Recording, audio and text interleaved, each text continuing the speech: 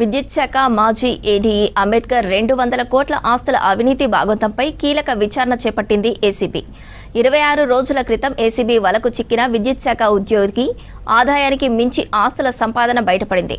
4 రోజుల కస్టడీ విచారణలో కీలక విషయాలపై ప్రశ్నించనుంది ఏసీబీ.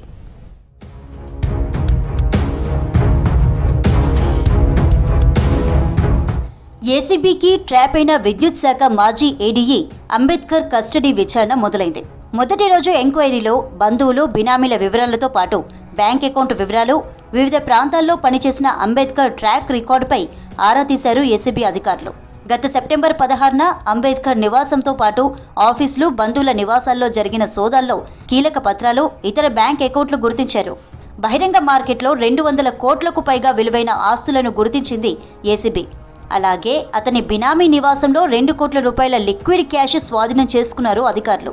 దీంతో ఆదాయానికి మించిన ఆస్తులున్నాయని నిర్ధారించారు ఏసీబీ ఆఫీసర్స్.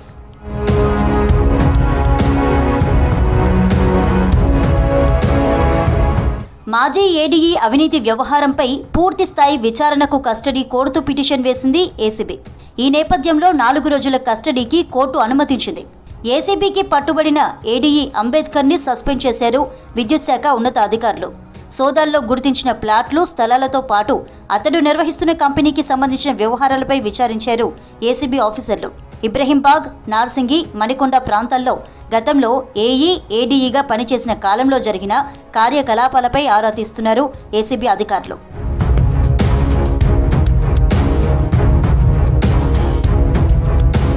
మాజీ ఏడీఈ అంబేద్కర్ బినామీ ఇంట్లో పట్టుబడిన 2 కోట్ల లిక్విడ్ క్యాష్పై విచారిస్తున్నారు ఏసీబీ అధికారులు.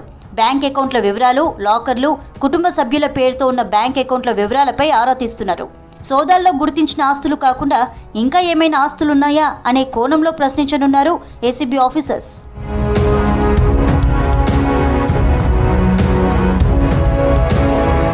ఏసీబీకి చిక్కిన ఆధారాలు, డాక్యుమెంట్లతో మాజీ ఏడీఈ బినామీల బ్యాంక్ అకౌంట్లు, లాకర్లు, భూములు, ప్లాట్ల వివరాలపై కస్టడీ విచారణ కొనసాగుతోంది. కస్టడీ ఎంక్వైరీ రిపోర్టుతో మాజీ ఏడీఈ బినామీలు, బంధువుల ఆస్తుల లెక్కలతో అవినీతి భాగోతం మరింత బయటపడనుంది.